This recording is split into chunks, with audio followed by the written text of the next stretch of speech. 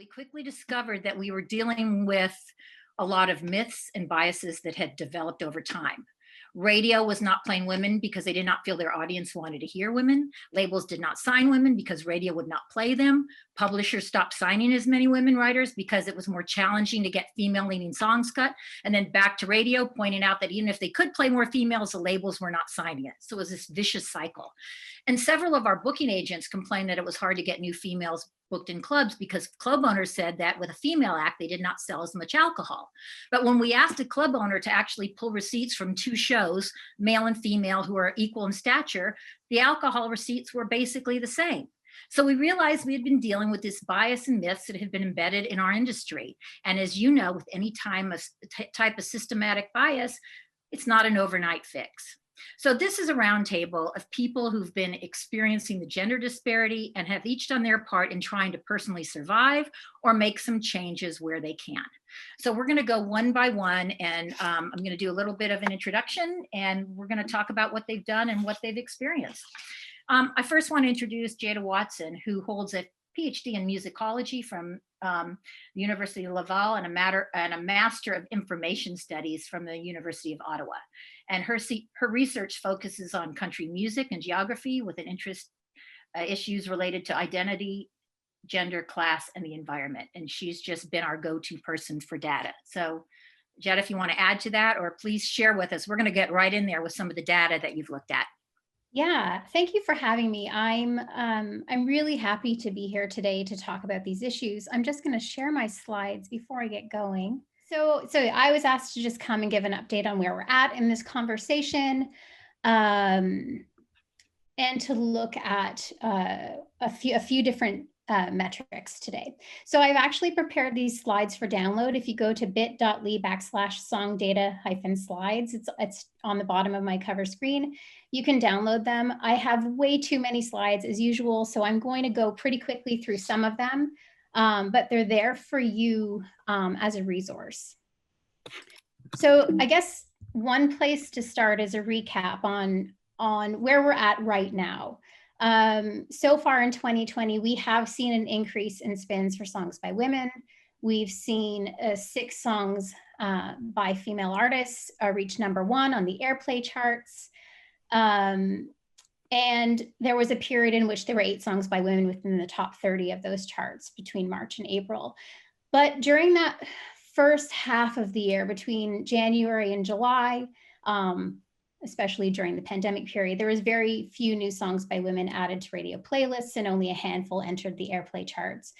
And as a result of a deficit of songs in the bottom 20 or 30 positions of the weekly charts, songs by women have slowly disappeared from the top 30 by mid-June, dropping to 3 songs by July, 2 songs by mid-August, and down to 1 the 1st of September. Perhaps more critically, and this is something that is really important for us to emphasize, is that Black, Indigenous, women of color are still excluded from this space. Despite national attention this year and a standing ovation at CRS in February, Mickey Guyton's 3 released singles have been all but ignored at radio. So in an effort to get a better sense of not just looking at women as one general category, but of really fleshing it out to look at representation as much as deeply as we can, I've separated the data to look at white, male, female, and male-female ensembles, but also to look at Black, Indigenous artists of color who are male, female, and male-female ensembles. And I do regret that today I'm not able to go into LGBTQ issues, but if there are questions, please do feel free to ask. So this first chart just looks at airplay, total annual spins for the last 6 years, and shows, it's not surprising, you've seen some of these graphs before, but between 2014 and 2019, female artists averaged about 1 million spins a year, making up about 9% of the annual airplay. There has been an increase in 2020. There's about 14.9% spins overall so far this year, but the year's not over. So I, just sort of take that last section with a grain of salt. But what's critical to look at here is that dark sliver on top of the plum bars, that's representation of Black, Indigenous women of color who've received airplay.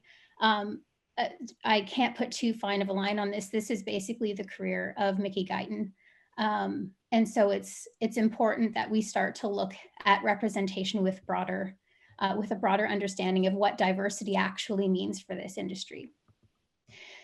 So this is 2020 zoomed in. We started at 12% airplay for female artists, increasing to 17.8 by late April. And it really hovered around 17% during that 3-month stretch, and it has dropped back down to 12%, ending the week of September 26, 2020. And if we quickly, I'll just go to look at this in more detail. We see that white male artists have maintained 77% of the airplay this year, 14.9% for white female artists, and 5.7% for BIPOC men, 1.9% for male female ensembles, and 0.1% for BIPOC women.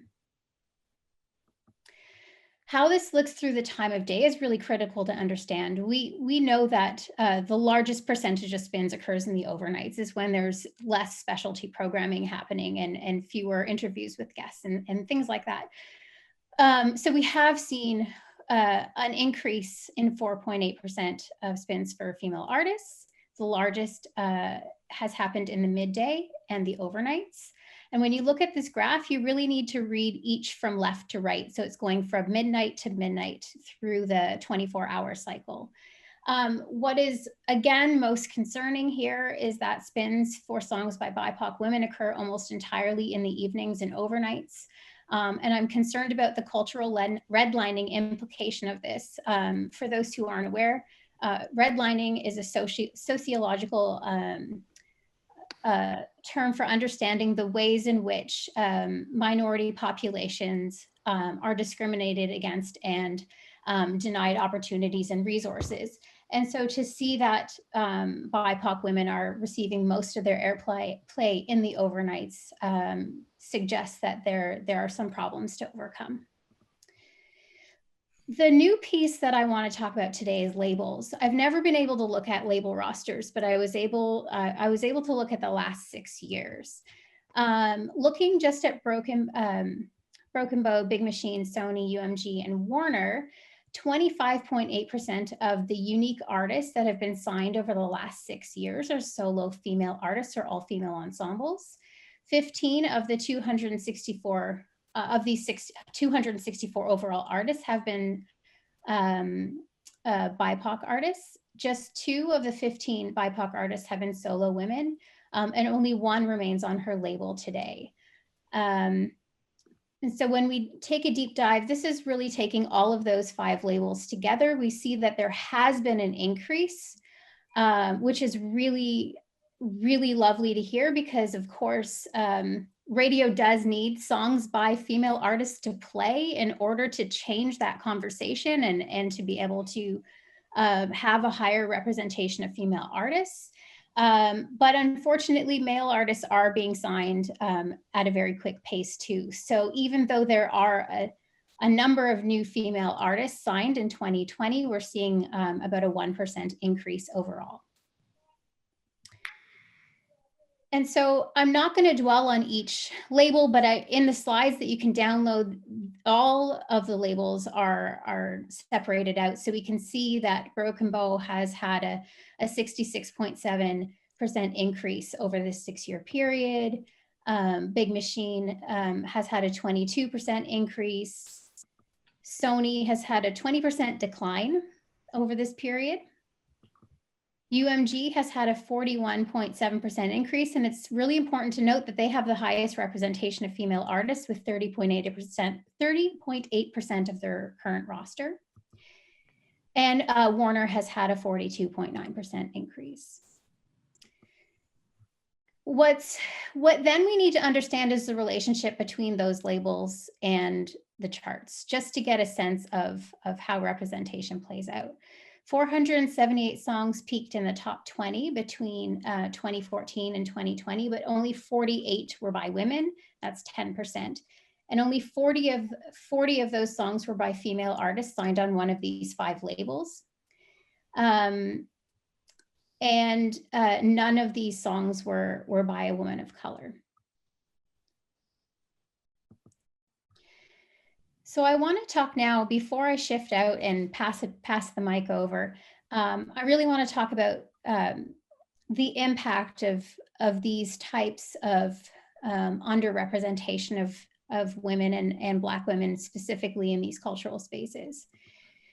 So we talk about radio a lot, but we do need to talk about labels, as we just did. But it's important to understand that those relationships are intertwined and integral to one another. So if one of those players is going to reduce the number of representation, the other is going to follow suit. And so I think about these things as sort of an ecosystem or a cultural space in which actors are responding to each other. And so the way I've built this graph is to show industry actions that are based on old practices or historic or biased data as what's happening on the right side of the graph. And then in response, or what we see as the long-term effect, is the consequences of those actions and the impact that they have on the careers of female artists and the health and diversity of the ecosystem. So if we're just to start with radio, and I'm not saying that that's necessarily the starting point, it is a chicken and an egg situation, and we can't, in this moment today, have that conversation. But if radio is going to play fewer songs by women, the charts are going to have fewer women on them. DSP algorithms are going to include fewer songs by women, and that work starts to become manual so that you can shift representation in something like Spotify or Pandora. Labels will ultimately sign fewer women or drop those who are not performing at radio. Publishers, as Tracy said earlier, will stop signing female songwriters and encourage everyone to write for men. But the impact this has on the career of female artists is important.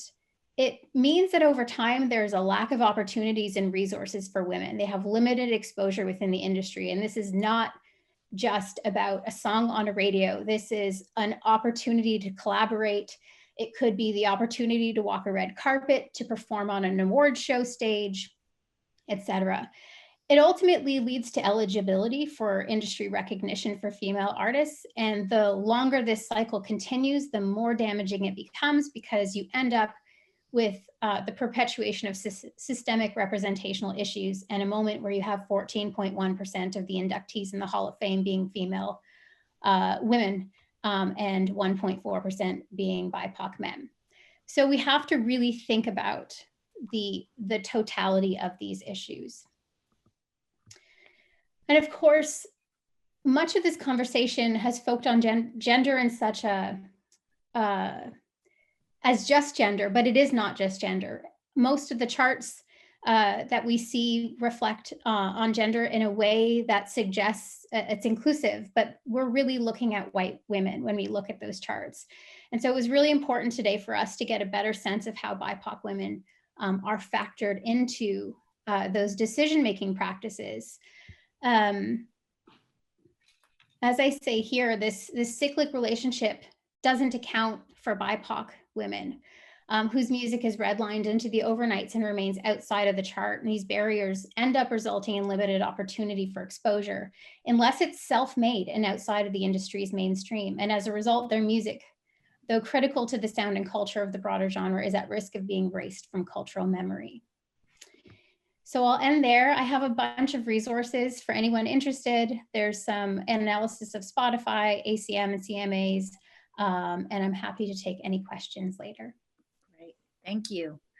Jada, do you know, can you put your site in the chat so people could comment if they want to go on there? I started to do it and it went off. So, wow, a lot to think. Thank you for that. And some good news, some obviously a lot of work to still be done. I want to go next to Todd Cassidy. And Todd's a longtime music veteran, and he is the founder of High Fusion Entertainment, which is a boutique shop for all things digital content marketing, video services. He also manages Kaylee Shore and is also the founder of Song Suffragettes, which I want him to talk about. He's also, I have to call him out, as he was one of the first males at all our, only male at our Change the Conversation meeting. So he's had a special place in our heart. He was very brave. So Todd. Yeah, hey everybody. Thank you for having me today. This is great that you're doing this. I'm a big fan of Change the Conversation and appreciate. Yeah, I was the only dude at probably the first 3 meetings, if I recall correctly. So, but yeah, so I've had a long history in the Nashville business, and I've worked with a lot of females over the years, and for whatever reason, I'm a big fan of female voices in country music. I always jokingly say, as a male, I get the dude perspective and it's boring. So I'm much more interested, it tends to be the female perspective. So well, about 7 years ago, I just got tired, when I realized that radio was underrepresenting females, and I was hearing a lot around town that you heard this for a long time, that there just aren't any good females out there making credible, viable music. And I knew quite a few who were. And so I got fed up with hearing that excuse. So I thought, well, what if we kind of put together the best and brightest up and coming females that we can find? The cool thing about Nashville is, if you're a songwriter and you love music, and particularly love country music, no matter where you're from, you're going to end up, if you're really sincere about it, you're going to end up in Nashville, right? So we have this unique opportunity to kind of curate the best and the brightest that are coming to Nashville. And so we started just a regular, every Monday night, singer-songwriter round called Song Suffragettes. The lengthy name coming from the idea of women fighting for their music to be heard, just like the suffragettes of old fought for their rights to vote. So we did that. It's literally been 6.5 years where we had our first show and there was nobody there, and we did it in this little room at a club downtown. And to date, we've kind of built our roster of talent. We don't have anything to do with their careers necessarily, but besides giving them an opportunity to play and perform their songs. And I always say it's a place for females to come and try out new material, make friends, find songwriting partners, and commiserate in a lot of ways. So we built that community. We've had over 270 women play our show in 6.5 years. We heavily curate that. We meet with all of them beforehand. So we try to find the women that have the best shot, in our opinion, of being commercially viable. We've had about 1,600 women apply to play the show, just to give you some perspective of how many females are out there trying to do this. And we've had over 20 women get record deals and over 40 get publishing deals in the time that we've been doing this. So we the frustrating part is we thought, if we do this and we help the community find the best of the best, that it would start to be reflected, in the paltry numbers that Jada just outlined for you. And so, and I'm sure we'll touch on this here and I won't go into it too deep, but there's a frustration. We feel like we've been able to do a great service to a lot of talent, and we take great pride in that, and we've made a lot of great friends who've gone on to do really cool things. But there is a frustration, I think, from my standpoint, I think, to change the conversation, the people that have been involved in it for 6-7 years now, that we've seen movement, but we still seem to have this consistency to go back to this low baseline that we just don't seem to be able to break through. And that's the ongoing frustration that we all have thoughts on how to improve on. But that's basically what we do and how we try to move the needle for women in this town. Great, thanks, Todd. And again, we're gonna all kind of at the end, when everybody's done that, to have some interaction and ask some questions. Kaylee Shore, you're gonna be up next. And you, Kaylee is managed by Todd, but she's a singer-songwriter who gained notoriety with her song, Fight Like a Girl. And she's one of the stewards for Song Suffragettes, and also has some exciting news that I'm gonna let her share with you because we want her to share. So this is Kaylee Shore. Hi, hello. Yeah, thank you so much for having me. I always, just love being part of these, and I learned so much from being around you. Actually, fun fact, Beverly was one of the first people I met in Nashville when I was like 16, and she's just amazing. So it's been really cool to just have you guys on my Nashville journey. I just signed my first record deal a couple weeks ago, which I'm really excited about. It's been a very long journey there, and I had to kind of reassess what I was looking for in a career over the past few years because of the lack of opportunities for women. And when I released Fight Like a Girl, it was completely independent. It was a $250 demo I did in my friend's guest bedroom, and someone heard it at Song Suffragettes and brought it up in a pitch meeting at SiriusXM and asked if they could play it. And Todd got the phone call from them, and his assistant's like, "Hey, SiriusXM's on the phone." He's like, "Oh, are they trying to sell me something?" And really, they were like, "Hey, can we play Kaylee's song?" And it was like really doing super well. I mean, I think it was getting it was selling in pure like iTunes sales, 2,000 copies a week, and getting, several thousand a day on Spotify. And it was, charting on Billboard and doing really well on Sirius. And so I did all the label rounds and met with everybody. And, they were like, "Oh, we're just going to keep watching and wait till you're ready." And I remember one of them brought up a male artist to me who had just hit #1. And I looked it up, and at that point that his song was #1 and mine was Just on the Highway, I was outselling him per week. And it was just the radio spins on him, but I don't think people were necessarily engaging, and that wasn't turning into actual sales. And so it was very frustrating to hear them say that, knowing that I was ready to compete in that arena, and that the fans are responding. So after, that, it's kind of back to the drawing board, and I took some time to figure out my sound. And I know that that's like such a trope, but you really have to do it. But the true moment that changed everything for me was in 2019. I had a conversation with Todd, and I just decided to throw the pop country sensibilities out the window. I'd had such a bad year, and I grew up playing in a Nirvana cover band and a bluegrass band when I was in middle school. And that's why I have this guy. My mom hates it.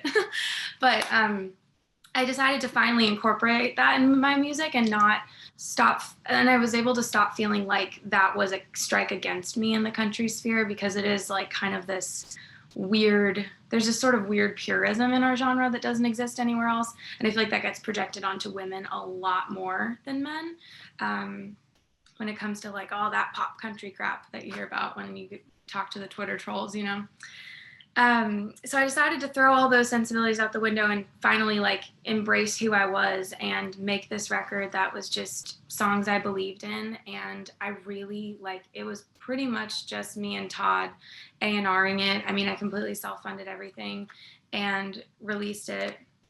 And now this, it went to #7 on the New York Times Best Albums of 2019 list. And I still couldn't get a record deal. And I was having such a hard time accepting that, these respected journalists who I've, read their work, I've read their books, I have their books on my coffee table, could say that I made a great album, and then labels in Nashville would, discount it. And it was a really hard time, and I really reassessed some things. And then Teamwork, my label, came along, and they believed in it. They didn't want to change anything. And now we're re-releasing the album with 4 bonus tracks, and I'm able to do it again with the marketing push and the, just advocacy that I wish I'd had from the beginning. And the first single comes out on Friday. It's a scathing review of my experience in the industry. And I'm very excited to kind of take this jump and, you know, really just hit the ground running and be able to, you know, have the opportunity to work with a team who doesn't think I need to water myself down at all. And especially given that they're in New York, they don't even know what it means to have being a woman, like being a strike against you. Like, they're like, what do you mean? Like, that doesn't work in country. They're like, oh, okay, well, we don't care. And I'm like, great, me neither. Great. Well, thank you, Kaylee. We wanted you on is to show that you just didn't give up. You kept in there. Just like, look, everybody on this panel, you know, it's easy, excuse me, I'm going to cuss to say, oh, fuck it. It's too hard. I mean, I know that Leslie and Beverly and I have sometimes just gone, what are we doing? But we know there can be change and all of us are doing our part. And, you know, thank you for staying in there. And speaking of staying in there, I want to introduce Nicole Gallion, who is a triple threat. She's one of Nashville's most successful songwriters and an artist and producer as well. And I can tell you firsthand how hard this woman has worked. I was her publisher at one time, and I remember her just feeling very frustrated and that nothing was happening. And then now here she is. She's Nicole Gallion, and not only has she tons of cuts and so respected, but she's added label head to her accomplishments with the start of Songs and Daughters. So we want to talk a little bit about that. And this is Nicole Gallion. Thank you so much for having me. My only fear in doing a panel like this is that I'll talk for 4 hours, so I'm going to keep it to 4 minutes. Like Tracy had mentioned, I came into this world through songwriting, which is my day job. And in Nashville, you know, the writing room is basically is ground zero for the whole ecosystem of the music business. Without a song, we don't have any of it, right? And so what I've observed over all of these years, I've been in Nashville now for 18 years, which is hard to believe because I'm 22. But what I've seen over so many years as a songwriter is the magic and the purity and the authenticity and the true artistry and the belief from ground zero in all of these incredible artists. And then I have seen what our flawed machine does to them when they leave that writing space, or they leave the recording, they leave the sacred space of creativity. And our town is not always kind to that process. And so it's been, you know, I've been very blessed to have a lot of success as a songwriter. But I think one of the harsh realities is that I realize I've had so much success because I was okay with being behind the scenes. And so when I got to the point in my songwriting career where I had crossed enough things off of my list that I wanted to do for me, I thought, okay, I have a platform now. What do I wish was there for me when I came to town? And thus began Songs and Daughters, which is an all-female record label and now publishing company too. And I think for me, the heart behind all of that was that, and I feel this way, I'm a mom, I feel this way about my home. The way to change the world isn't to change the world, it's to make the world the way you want it to be inside your home, and hope that the products of that can go out and change the world. And that's really the heart behind Songs and Daughters for me, is to create. I can't change the whole world, right? I'm just a songwriter learning how to run a label, learning this ever-changing business. But I thought if I could create a space that represented what I wish the music business looked like, and I invest in that, and I put all of my platform and all of my energy and all of my favors and all of my phone calls into that, what could that turn into? So that was one reason why I started Songs and Daughters. The other reason is because I just love working with women. And for me, it was a treat for myself, you know, to get to create a space for me to get to work with women all the time. And I think that was something that I didn't see happening a lot coming up through the years. And so there were some selfish motivations there for sure. But I do subscribe to the idea that, you know, you have to see it to think you can be it. And I think a lot of people, what I noticed is when I started Songs and Daughters, a lot of people asked, you know, well, why did you do this? Why did you do this? And I was just laughing to myself because I was like, because I can. And it should be that simple. You know, it wasn't very long ago that women couldn't get their own credit card. So the fact that I can start a company is a win, you know, and we're just getting going. But that's really where I am, with the heart behind what starting Songs and Daughters. And I'm truly a student of the industry again. Seeing and now seeing firsthand, you know, a lot of the roadblocks that even the labels are up against, you know, because it's very, you know, I hope everyone receives this in the right way, but it's very easy to sit in a writing room, someone like me, and have a lot of opinions as to why a female artist doesn't work, or why a label can't get something played, or why radio isn't playing something. But until you get in the arena of starting your own company and putting yourself in those shoes, you don't really have a lot of forum to have an opinion on it. So for me, I'm loving getting to learn and hard knocks left and right at Songs and Daughters what the reality is out there, you know, and which is why I love getting to be a part of this conversation. And I, you know, I tell the artists that I work with, you know, at Songs and Daughters, that to me, it shouldn't be about the conversation. It should be about the product. So let's just put our head down and just get as good as we can be. And no matter what happens at the end of this, we won't have regrets, you know? So there's my spiel. Did I keep it under 4 hours? Hey, we're the last panel, so we can go over. I just was told.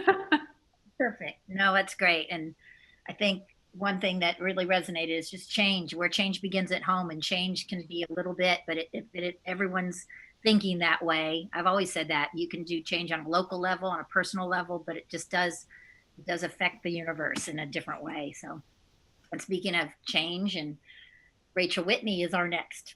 And Rachel is the head of editorial for Nashville at Spotify, and she's held similar roles at YouTube and Pandora, and ran all things digital at Gary Borman Management. She is one of the smartest people I know, and there's a very good reason why all these DSPs keep wanting to hire her and steal her. And she's just been great. She's been a real help with Change the Conversation and teaching us. So this is Rachel Whitney from Spotify. Thanks, Tracy. And thank you so much for having me. This is, it's crazy to be here with so many people I've admired for so long. And I just, you know, wanted to start off by thanking, you know, Jada for putting numbers to this. Like Kaylee said, I mean, you have given us ground to stand on with these conversations. And it's been really, I'm just so grateful for it. And Tracy and Beverly and Leslie, what you guys have built with Change the Conversation, we've been following this for so long. And the fact that you guys really, we're still fighting the battle. So I just appreciate it so much. Kaylee, congratulations on your label deal. Mm-hmm. And Nicole, it's so wild because I got to see Nicole when I very first moved to town in 2004, play a songwriter round at Belmont University, which was like, I'm just one thing about Nashville. And I think this can work, you know, historically, this has been part of the challenge is that, you know, the community is small and it's insulated. And I think we're starting to use that to our benefit in a way. I mean, we're really like, I think as a community realizing how it's left people out and the changes that we can make to be far more inclusive. And so, you know, I really strive to be a part of that. And everything that I've done, my journey in the DSP world did start at Pandora. I think you know, and I'll also try and keep this short. But, you know, I think one of the shocking things there that I learned very quickly, and it kind of hit me in the face, was how much it's an ecosystem. No platform participates in this conversation on their own. And I would watch songs hit a wall if they didn't kind of get picked up by this like kind of wider, this wider space. And so, you know, finding the value of what you can do and then really pushing the envelope when you can, in ways that I think may have been a little bit outside of the norm for the algorithmic computational music service at the time, was really where I kind of put my stamp there, and have tried to continue doing that. Now at Spotify, I lead a team. I've got 3 people now. Part of my vision is it's not just it's bigger than just a playlist. It's making sure that there are people that are attending to all the music, right? So one of the things that we recently did is we created a role for someone who has been focused on this music for a long time, but really addressing the folk and AAA space, where all of the music that kind of falls under that umbrella, Americana and bluegrass, has a person who's like fully responsible for it. And so it's like the little universe on the dog collar in Men in Black, where like you get down to this world and you think you've got this ecosystem, and then you get down into another ecosystem, and it just kind of blows your mind how much there is to it. You know, I'm looking at Kamara Thomas. I hope I didn't mispronounce your name, but you know, we've got if you're the artist that I'm looking at on some of our playlists, like this is you know, we get to build out whole universes of playlists. So one of the things that we've really done at Spotify is focused on discovery. And so, you know, just looking at it right now, just for mainstream country, we have 10 playlists that are just focused on new music for country, for mainstream country. That doesn't include our whole folk and acoustic ecosystem, and trying to create that space where we can grow songs and grow artists, so that they can create stories for themselves. And I think we've all heard the stories of people, you know, getting some traction across digital platforms and then finding their label home. But it's still a challenge. You know, we're working with listeners, especially with listeners who grew up on the radio, who you know, maybe haven't heard as many female voices. And so if we can change that with like the next generation, I've heard Gen Z described the other day as like the generation that's going to like rebuild everything from the ground up. And so really like kind of taking our part in that, and making sure that these listeners who are really engaged in new music are hearing all of our intersectional voices. Yeah, I think the last thing I want to make sure I say is that like some folks have said before, and Jada too, it doesn't end with women. Country music has a very challenging history of being very white, and disclaimer, I did work with Gary Borman. I was on Mickey Guyton's management team. And when I got to Spotify, I was able to work with our team to make sure she was the first Black woman on the cover of Hot Country. It's been really great to kind of make that move and know that, you know, we can support great new music here. It's also been amazing to watch the ecosystem grow as streaming has created opportunities for artists of all stripes. So, you know, we've got Tiara on your label, Nicole. I mean, you've got a great roster with Madison Kozak, and we love Haley, of course, and now Tiara, and Brittany Spencer and Mickey, and, you know, just, I mean, all I can really say is that, you know, every day we're trying to put our money where our mouth is and make this a reality for all the artists and all the music that's coming out of Nashville. And I know we all have work to do. We at Spotify definitely still have work to do, and I'm here for it. So I'll stop there. I know that thanks, Rachel, when they brought you in, everybody was excited, because I know what you were doing even at Pandora when you were shocked at what the numbers were, and you kind of manually ignore the algorithms and put some women in. So I know you've been well, and the conversation keeps happening. I don't know how many people have seen kind of Martina McBride did quite a takedown of Spotify's algorithm a year or two ago. And these are things that was an article that I was able to use at YouTube to talk to our music discovery team and say, like, I think there's this expectation that computers are somehow unbiased, or they somehow come into this very objectively, and it's just not true. They're a result of all of the people building the tools, coming in and listening to the music, typing in their favorite artists. If people are only hearing one group of artists and they go to their computer and that's what they type in, then that influences what other people hear. And so we get to kind of be in the middle of that and try and make sure it's more equitable. So yeah, so important. I'm going to pit Leslie Fram. You're not really, well, you're a moderator, but I really want you to talk about what you've done with Equal Play, because you just announced that today. And I think that's cool. Thank you. And I will make it quick because we want to get to RJ, but Rachel, I just want to say how much we love you. And you did make a very important comment about the ecosystem. And we were told at one of our private sessions last year from one of the heads at iHeart that once Spotify started playing a certain song, it actually helped radio. So it does work hand in hand. And that's why it's important that we all, lock arms and work together. And I also want to thank Nicole Gallion for always showing up. I remember calling her several years ago to have coffee to say, would you be a mentor for Next Women of Country? And she's done that and so much more. And she's always inspiring. And Kaylee, you literally you were the girl that fought for years and years and years, and you stayed positive and you made it happen. So congratulations. You did fight like a girl.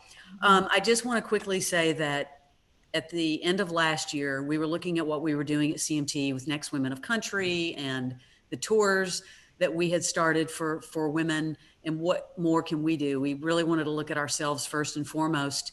And we were like, we have these video hours and we have a 24-hour video channel. We need to make them equal play, 50-50, male, female. So obviously Viacom was like, it's the right thing to do. So we started that in January. We have CMT in the mornings and CMT Music, which is a 24-hour channel. And today we announced the launch of another video channel on Pluto TV, which is a new streaming service on Viacom. And it's 50-50, male, female. And we announced that we're honoring Jennifer Nettles, who's been a strong component. As you guys know, she's very outspoken on all things equality. And we're honoring her tomorrow night on the CMT Music Awards with the first inaugural Equal Play Award for all the work that she's done. So we're very excited about that. And we're going to find more ways and more opportunities for equal play. Thanks, Leslie. And I know you're in the middle of it with the CMT Award, so really appreciate you. She's just crazy right now. So last but not least on our panel is an old friend of mine, RJ Curtis, who is currently director of the CRB, which is the Country Radio Broadcasters. He has an extensive background in radio programming, promotion, marketing. He's done it all. He's been so supportive to change the conversation and our mission. And, he doesn't sit in an easy seat, because generally radio gets it. Not that I'm saying they don't deserve it, but they get a lot of it. But he's been such a great kind of ambassador, really helping us. And we've had a couple, Leslie referred to this, Beverly and Leslie and I held these town hall meetings that were private. They weren't public. And we had label heads and we had some radio guys. And it was really great. And RJ was such a big part of that, and getting people there just to have what we're doing, conversation, because this is the kind of conversation that will change things. And I will say, this is our motto, and our, what we want to happen with change the conversation is, I'm going to let Beverly answer. We don't ever want to have this conversation again. Right. We want to make ourselves obsolete. But anyway, RJ, thank you for being here, and we so appreciate you. This is RJ Curtis. Thank you, Tracy. I appreciate that. I want to thank Music Biz for having me today. Jada, always love seeing the information. The statistical rigor that you bring to the conversation is always helpful and educational. So fascinating stuff today. It's interesting that your data arc, from 2014 to 2019, it kind of mirrors a lot of my time when I was with all access. And I remember writing about this situation in 2014 and 15, just and kind of I don't know when, I can't remember when you guys formed Change the Conversation, but I remember just starting to implement this observation of mine as a former programmer. I looked at charts, I looked at playlists, I monitored stations all the time just to better understand the country radio, which I came from, but had not been in the day-to-day for a long time. And it was noticeable. And I remember mentioning it. I transitioned to CRB in late 2018. And I think, I just remember that was a very, the conversation was really peaking at that time. It was getting, a lot of traction because of the good work that Todd and all of you have done. And then it, became a national story. And I think that when something like that becomes leaves our little ecosystem, our little, several block community of Music Row, becomes a story in the Washington Post and NPR and so forth, I think it's significant. And, we at CRS, we paid close attention to that. And we felt like the conversation needed to be brought into Country Radio Seminar. So we targeted, a big agenda piece on that in 2020. And it really started in the summer of 2019. We launched a webinar series, CRS 360, and we launched it with a 2-part series looking at this situation. And it's frustrating because you're doing a webinar and it's 50 minutes long, and you have high aspirations when you put together a session like that, because you get a great panel together and you want to solve that problem. You're determined to solve that problem in 50 minutes. And it's, when something's been going on and it's systematic for years and years, it's impossible to do that. But I am proud that we at least started to have that conversation, and I felt it was important to have it at CRS. So we had a 90-minute session at CRS, which is unprecedented, really. It's called All the Singles Ladies. I know Jada, I remember talking with her right before that. And we're proud of that. We're proud of putting it in the agenda and bringing panelists. Katie Dean with UMG moderated that. I think she did a terrific job. But I feel like we had some really strong representation and tried to support this whole cause at CRS. Gabby Barrett sang our national anthem. Ingrid Andrus was on our New Faces show. We had Runaway June on the New Faces show. We were really excited because Miranda Lambert came and did an artist interview and debuted some new music for us. And it was great to hear Miranda just speaking really candidly, as only she can, right?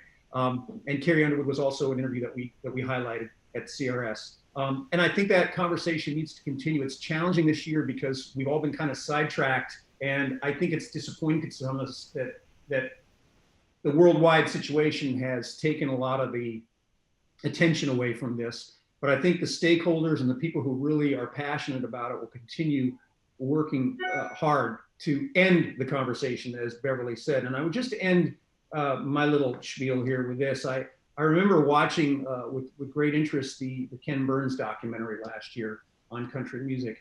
And as I was listening to all these ladies and Todd, you two, talk about this, I find it kind of ironic, because historically, if you look at country music, it goes back, to the 40s and the 30s. The format, the genre has spent a lot of time scrutinizing itself, and it's focused so much on the countryness. Is it true to the roots? Is it country enough? The struggle in the early 60s with Countrypolitan and all these shifts, and country has really kind of examined itself.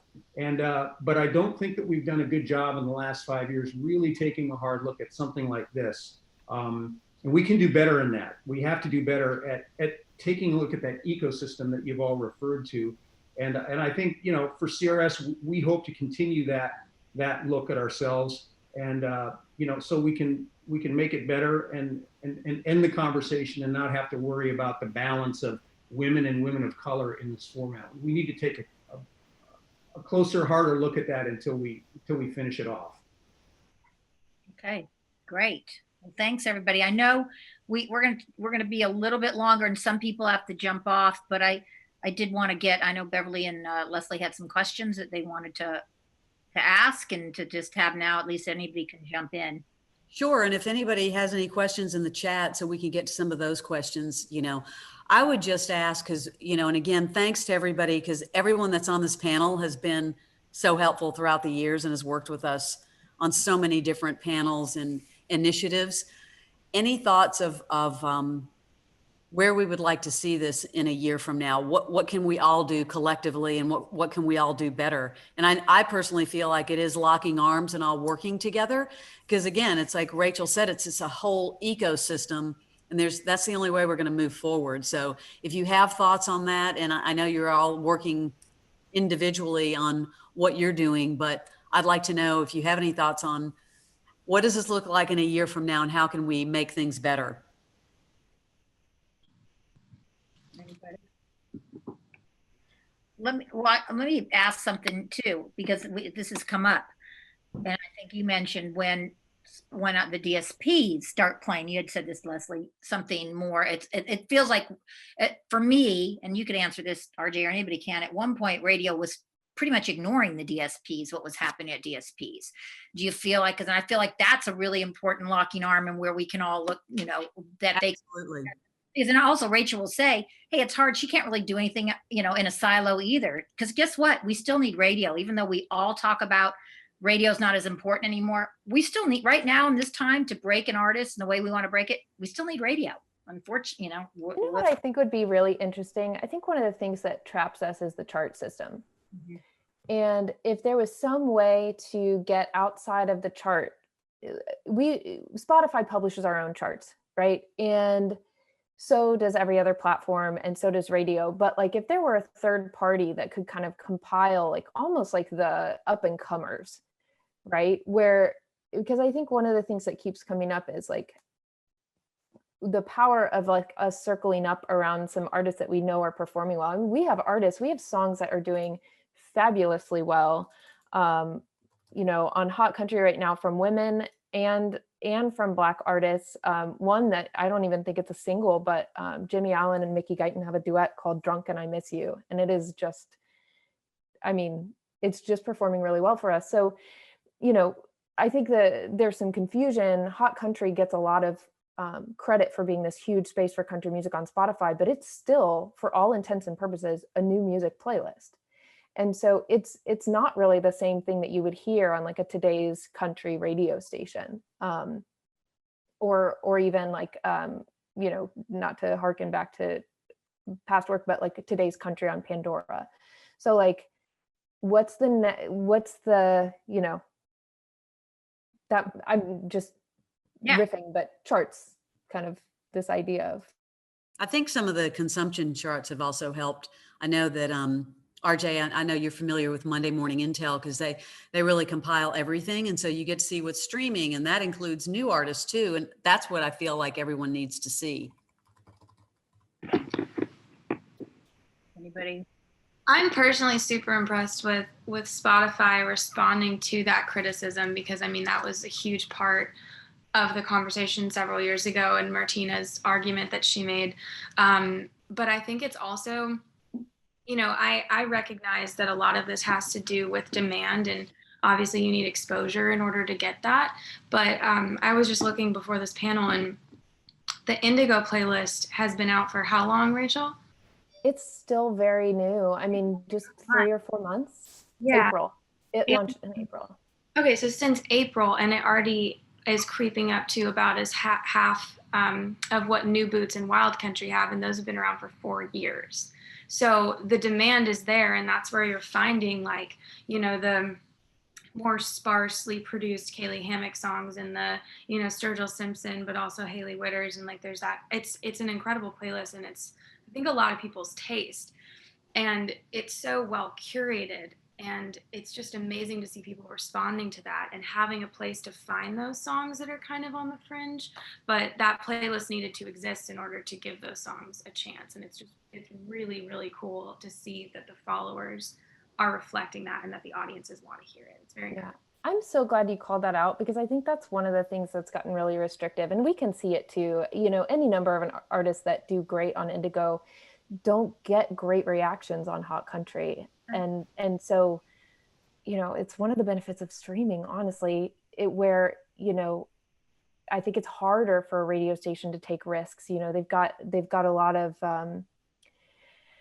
you know, a lot of external factors that make it really important to keep folks engaged. And so you either have to create a new format, you know, you roll a station over into like an Americana station, or you know, you have to just kind of make some of those edgy choices in your mainstream radio station. And on, you know, everybody here knows this, but on streaming, we get to take a lot of risks. And if we have music that's not performing well on Hunt Country, well, we make a new playlist like Indigo, and we make sure that that's representative, and that you know, and build the audience for that space.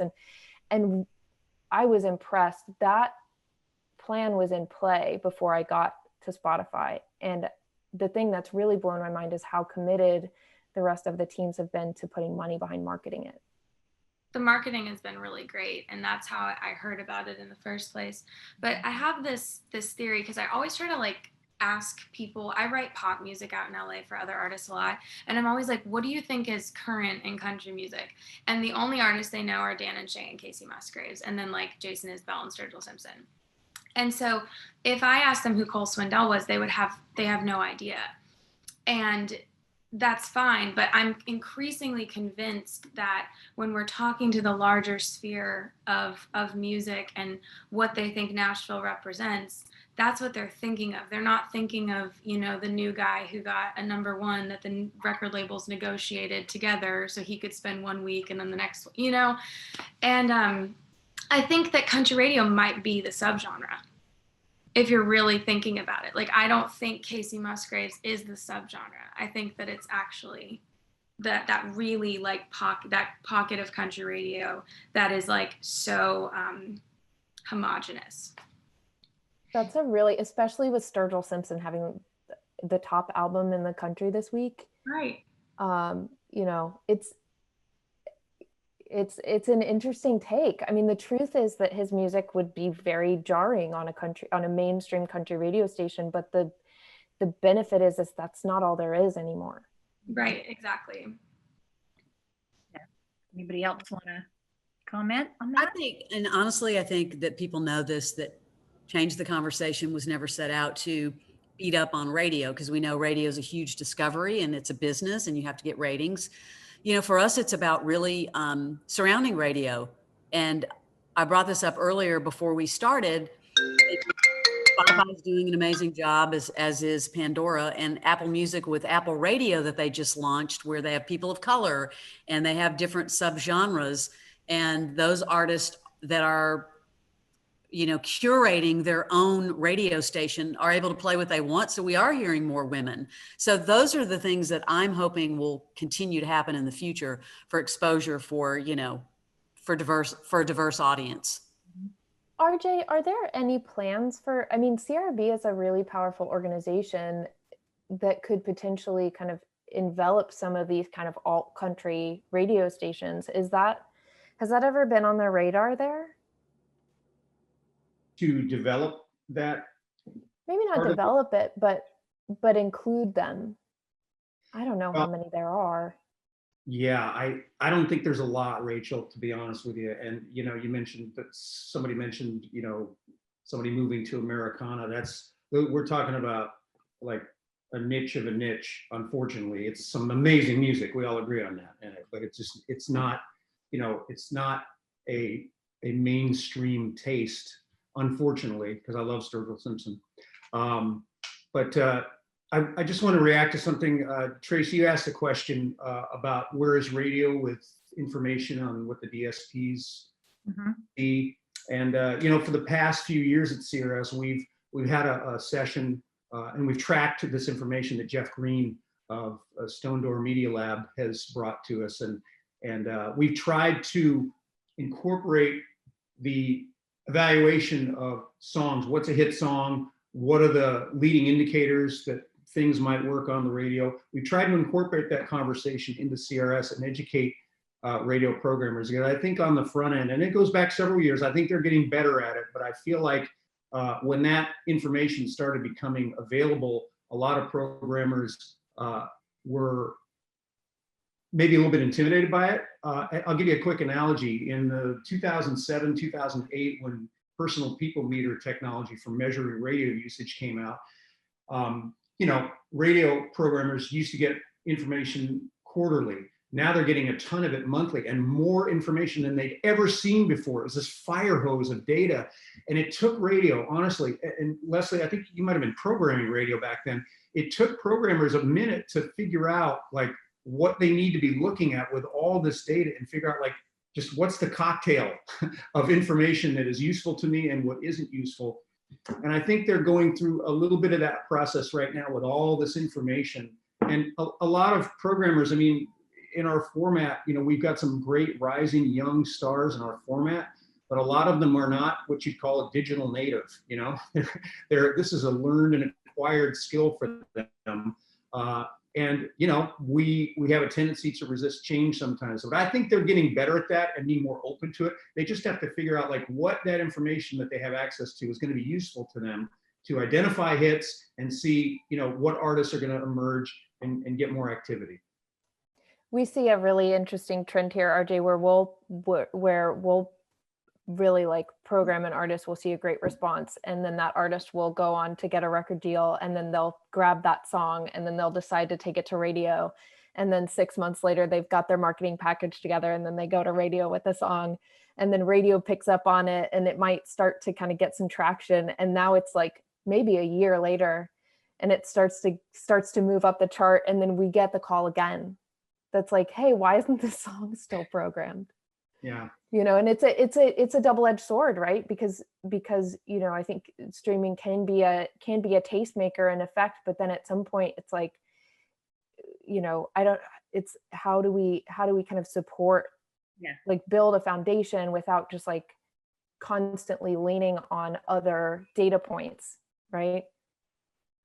I don't know. I think radio is, well, right now, I can tell you radio's in a really challenging spot. It's in a transformational mode right now because it's under a lot of duress and challenge, not just from other media sources, but just from the business side of it. The pandemic has really wreaked havoc at radio. If you look at, like, Jada, I was looking at your charts, and you know, if you looked at radio's revenue, it would be just disastrous. You wouldn't want to see that.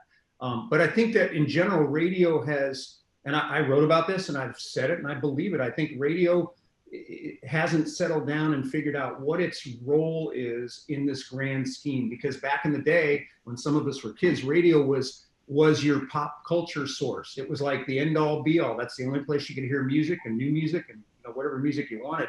Well, now there's a whole dashboard for everybody.